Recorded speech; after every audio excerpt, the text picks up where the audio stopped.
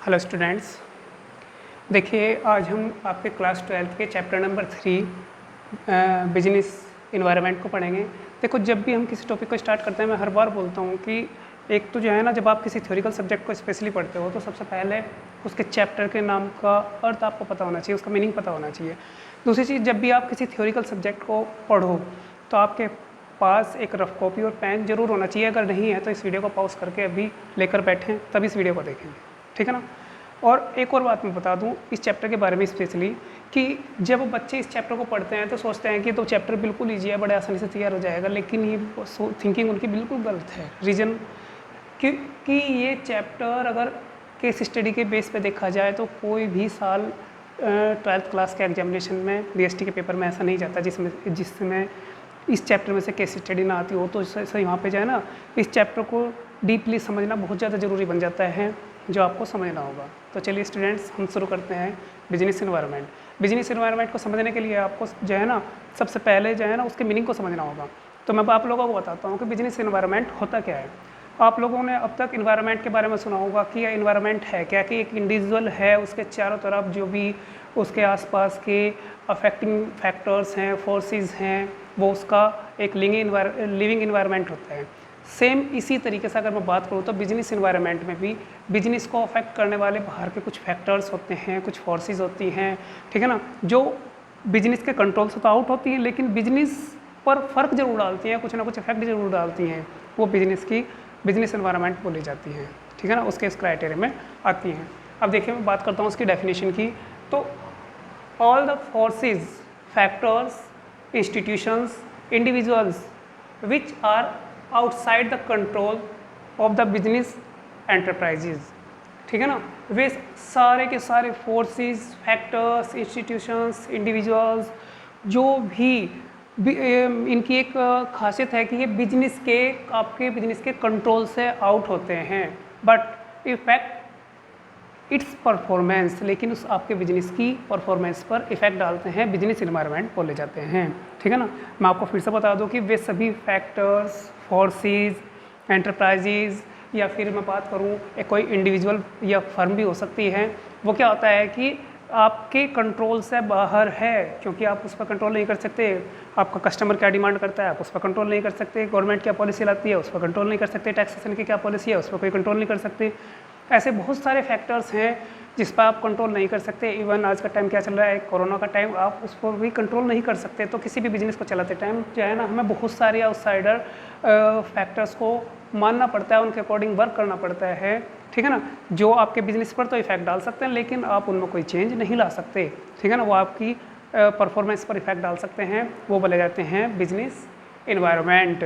या फिर हम दूसरे शब्दों में हम कह सकते हैं कि surrounding the business in which business exist, जिस वातावरण में, जिस इन्वायरमेंट में बिजनेस आपका एग्जिस्ट करता है, वही आपका बिजनेस इन्वायरमेंट बोला जाता है, ठीक है ना। अब देखो, मैं आपको एक इसके लिए सिंपल सा एग्जांपल देता हूँ कि कुछ टाइम पहले आपको लोगों को पता होगा कि कोका कोला और पेप्सी के ऊपर जो एक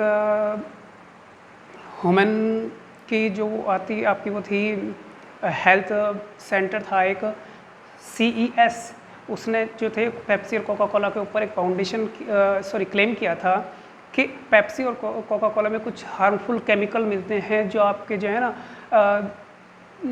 हेल्थ को काफ़ी नुकसान पहुंचाते हैं। लेकिन जब गवर्नमेंट ने इसकी जो ना जांच की तो उसमें वो ना बिल्कुल क्लीन चिट दे दी गई इन्हें। उसके बाद हुआ क्या, जो आपका पेप्सी और कोका कोला, उन्होंने एक से बड़े एक एडवर्टीजमेंट शुरू कर दिए। क्यों कर दिए वो एडवर्टीजमेंट शुरू? क्योंकि वो जानते थे कि बिजनेस पर केवल इंटरनल फैक्टर्स और फोर्सेस का ही फर्क नहीं पड़ता, बाहरी जो फैक्टर फोर्सेस हैं उनका भी फ़र्क पड़ता है। तो यानी कि अगर आप किसी बिजनेस को चलाते हैं तो अच्छे से रन करने के लिए आपको ज़रूरत पड़ती है किस चीज़ की? आपको ज़रूरत पड़ती है बिजनेस के एनवायरनमेंट को समझने की, उन परिस्थितियों को समझने की जिनमें आप बिजनेस को कर रहे हैं, वहाँ पे इंपॉर्टेंस बनती है बिजनेस एनवायरनमेंट की। अब देखिए, सबसे पहले मैं आपको बिजनेस एनवायरनमेंट के कुछ फीचर्स बताऊँगा। बिजनेस एनवायरनमेंट के फीचर्स के लिए एक मैंने यहाँ पे शॉर्टकट की लिखी है डिस्टर्ब C, जहाँ पर B मैंने टिक किया हुआ है, यानी कि वो लेटर आपका साइलेंट है, ठीक है ना। अब यहाँ पे डी किस चीज़ के लिए लगा? D फॉर डायनामिक, यानी कि business environment is dynamic in nature. Reason, क्योंकि day by day new new technologies आ रही हैं, नई जो है ना इनोवेशंस इन्वेंशंस हो रही हैं। ऐसी कंडीशन में जो है ना कल का किसी को कुछ नहीं पता कि कल क्या टेक्नोलॉजी होगी, क्या नहीं होगी, क्या इनोवेशंस होंगे। तो हम कह सकते हैं कि it is dynamic in nature and I for interrelated.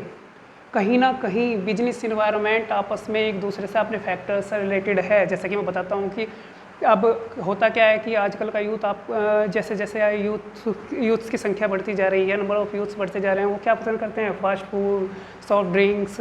तो उनकी जो है ना डिमांड बढ़ती जा रही है, उसके हिसाब से सप्लाई बढ़ेगी। नेक्स्ट फैक्टर आता है आपका स्पेसिफिक एंड जनरल फोर्सेज।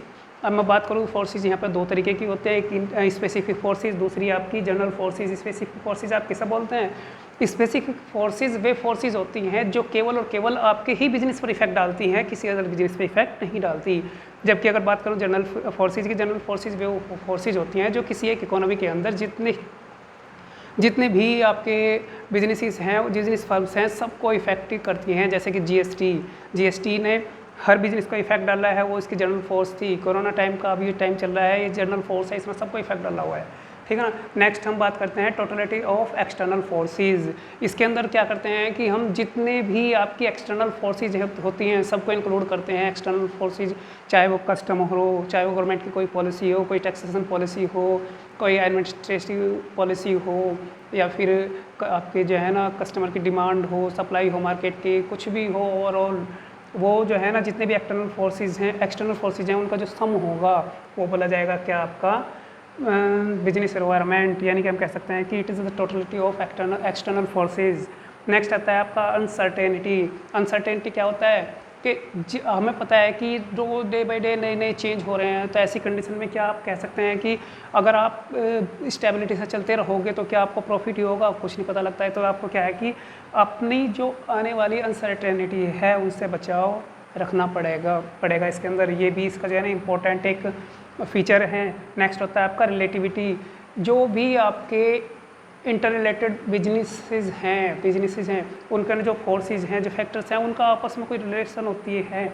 जैसे कि क्या सपोज जैसे हुआ क्या कि कोका कोला पेप्सी पर क्लेम हुआ था, अगर वो क्लेम सही निकलता है, ऐसी कंडीशन में होता क्या, ऐसी कंडीशन में होता है कि जो अदर ड्रिंक्स हैं उन्हें फ़ायदा मिलता उस चीज़ का, उनकी डिमांड बढ़ जाती, ठीक है ना।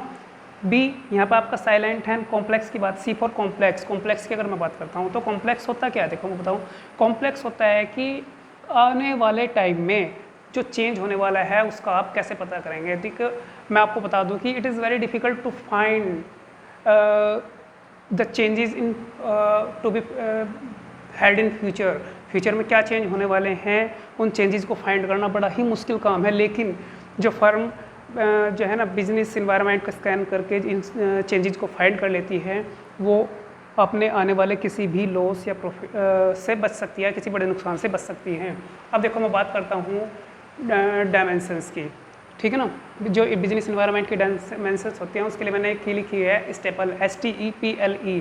देखो S for social environment. Social environment क्या होता है, जो समाज से जुड़े हुए जो फैक्टर हैं, आपके सोशल से जुड़े हुए जो फैक्टर हैं वो इसके अंदर आते हैं। जैसे कि custom and tradition of society, यानी कि कंज्यूमर क्या चाहता है, किस तरीके का प्रोडक्ट चाहता है, क्या वो किस तरीके की जो फैशन है वो सब चीज़ इसके अंदर में आती है। हेल्थ एंड फिटनेस, आज का टाइम क्या चल रहा है कि हर कोई अपनी हेल्थ और फिटनेस को सही रखना चाहता है, तो उसके लिए क्या करते हैं कि अलग अलग जो फास्ट फूड है उनका क्रेज़ कम हो गया, जो जैसे प्रोडक्ट हैं जो फैटलेस हैं वो ज़्यादा बढ़ते जा रहे हैं। इक्वल स्टेटस की गर्ल्स एंड बॉयज़ का जो स्टेटस है वो लगभग सिमिलर होते जा रहा है। या फिर गर्ल्स एजुकेशन की बात करते हैं, पुराने टाइम में गर्ल्स को कोई पढ़ाना पसंद नहीं करता था, लेकिन आज के टाइम में गर्ल्स एंड बॉयज़ दोनों इक्वल एजुकेशन ले रहे हैं।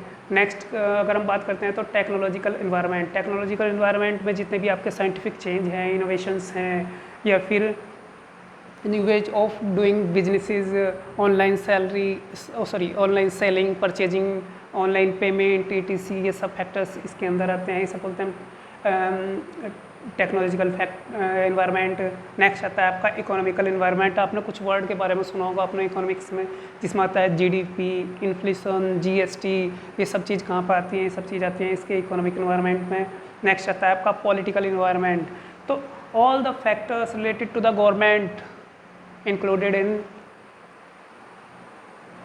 दिस डायमेंशन, यानी कि जितने भी गवर्नमेंट से रिलेटेड आपके होंगे फैक्टर्स, फोर्सेस, वे सब आपके पॉलिटिकल इन्वायरमेंट में आ जाएंगे। नेक्स्ट होता है आपका लीगल इन्वायरमेंट। जितने भी आपका एडमिनिस्ट्रेशन, आपकी गवर्नमेंट, चाहे वो सेंट्रल गवर्नमेंट है, स्टेट गवर्नमेंट है, जो भी आपके रूल्स एंड रेगुलेशंस इश्यू करती है वो आपके लीगल इन्वायरमेंट के अंदर आ जाएंगे। Okay students.